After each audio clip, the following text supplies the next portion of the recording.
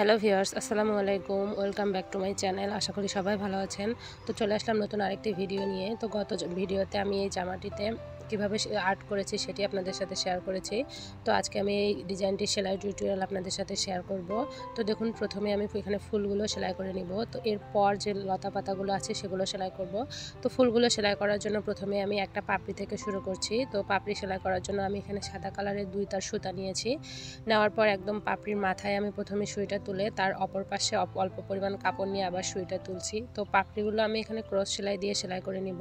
তো ক্রস সেলাই দেওয়ার নিয়ম হচ্ছে, এক পাশ থেকে আপনি আরেক পাশে সেলাইটাও তুলবেন সমপরিমাণ কাপড় রেখে দুই পাশে, তাহলে দেখবেন সুতাটা সুন্দর করে ক্রস হয়ে যাচ্ছে। তো আমার ভিডিওগুলো যদি আপনাদের ভালো লেগে থাকে অবশ্যই একটা লাইক দিয়ে কিন্তু ভিডিওটা দেখা শুরু করবেন। তো আমার চ্যানেলে যারা নতুন, এখনও যারা আমার চ্যানেলটিকে সাবস্ক্রাইব করেন নাই, এমন নিত্য নতুন ডিজাইন পেতে অবশ্যই আমার চ্যানেলটিকে সাবস্ক্রাইব করে পাশে থাকা বেল আইকন অলে ক্লিক করে দেবেন, যাতে আমার ভিডিওর নোটিফিকেশন সবার আগে আপনার কাছে চলে যায়। অলরেডি যারা সাবস্ক্রাইব করে ফেলেছেন তাদের অসংখ্য ধন্যবাদ। তো দেখুন, এখানে আস্তে আস্তে পাপড়ির শেপ অনুযায়ী আমি নিচের দিকে যাচ্ছি এবং সমপরিমাণ কাপড় দুই পাশ থেকে তুলে ক্রস সেলাইয়ের মাধ্যমে পাপড়িগুলো সম্পূর্ণ সেলাই করে নিচ্ছি।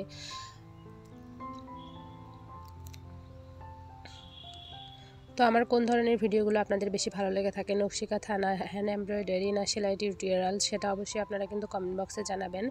তাহলে আমি সেই সম্পর্কিত ভিডিওগুলো বেশি দেওয়ার চেষ্টা করব।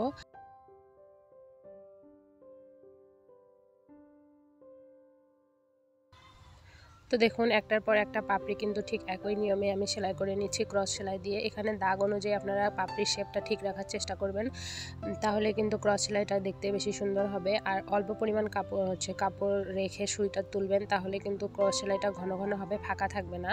যদি আপনি ফাঁকা করেন তাহলেও কিন্তু ফ্রেম থেকে যখন কাপড়টা খুলবেন তাহলে দেখতে বেশি ভালো লাগবে না। চেষ্টা করবেন দুই পাশে সমপরিমাণ কাপড় রেখে পাপড়ি অনুযায়ী আস্তে আস্তে আপনারা নিচের দিকে যাবেন।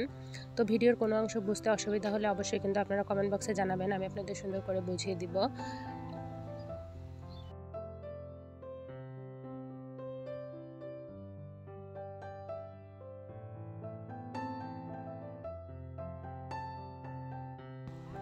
তো যারা সেলাই কাজে একদমই নতুন তারা কিন্তু এই সেলাইটা চেষ্টা করতে পারেন, তাহলে আপনারা নিজেরাই বাড়িতে নিজের জন্য হোক, নিজের বাচ্চার জন্য হোক, সুন্দর করে এভাবে জামা বানিয়ে নিতে পারবেন।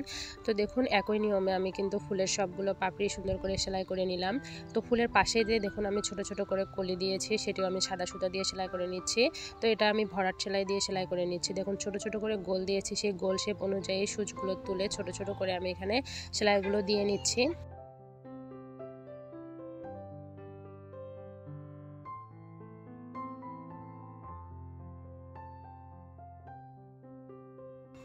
তো আমি কিন্তু এখানে যতগুলো ফুল দেখছেন, একটা দিব সাদা, একটা আকাশি, এরকম কম্বিনেশন করে আমি দিব। তো পুরো সেলাইটা হওয়ার পর কিন্তু আমি আপনাদের সাথে শেয়ার করব যে দেখতে কত সুন্দর হয়েছে জামাটি।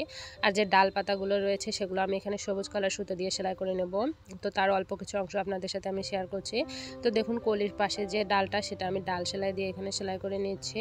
তো ডাল সেলাই দেওয়ার নিয়ম হচ্ছে, অল্প পরিমাণ কাপড় তুলে সুতাটা এক পাশে নিয়ে আপনারা তুলবেন। তো ডাল সেলাইটাও কিন্তু খুব সুন্দর একটা সেলাই, কাপড়ের উপর সুন্দরভাবে বসে যায়। তো এখানে কিন্তু ব্যাক স্টিচ সেলাইটা দিলেও অনেক বেশি সুন্দর লাগে। আমি এখানে ডাল সেলাইটাই দিয়েছি, ব্যাক স্টিচের চেয়ে ডাল সেলাইটা আরও অনেক বেশি ফুটে ওঠে।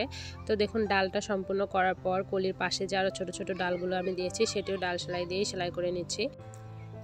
তো জামাটায় যতগুলো ডাল পাতা আছে সবগুলো আমি সবুজ কালার দিয়ে নিব, আর ফুলগুলো একটা দিব আকাশি কালার, একটা সাদা, কলিগুলো এইভাবে আকাশি কালার আর সাদা এভাবে আমি সেলাই করে নিচ্ছি। তো সম্পূর্ণটা হওয়ার পর কিন্তু আমি আপনাদের সাথে শেয়ার করব যে কত সুন্দর হয়েছে আমার জামাটি। তো দেখুন, একটার পর একটা কলিগুলো আমি সুন্দর করে এভাবে ডাল সেলাই দিয়ে সেলাই করে নিচ্ছি।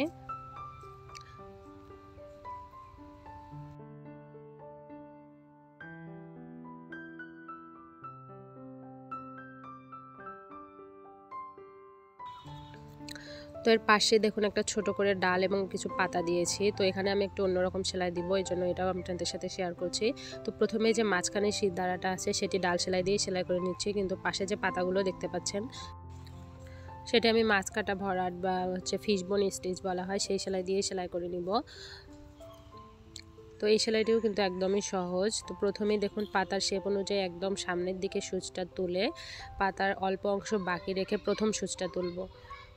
তো আপনারা আমার হাতের দিকে ভালো করে খেয়াল করুন। এরপর পাশ থেকে আস্তে আস্তে নিচের দিকে যাব এবং পাতার শেপটা অনুযায়ী আস্তে আস্তে নিচের দিকে গেলেই কিন্তু পাতাটা সুন্দরভাবে আমার হয়ে যাবে। তো দেখুন কত সুন্দরভাবে পাতার শেপটা চলে আসলো। তো এভাবে একটার পর একটা এভাবে পাতাগুলো দিয়ে নিব আমি।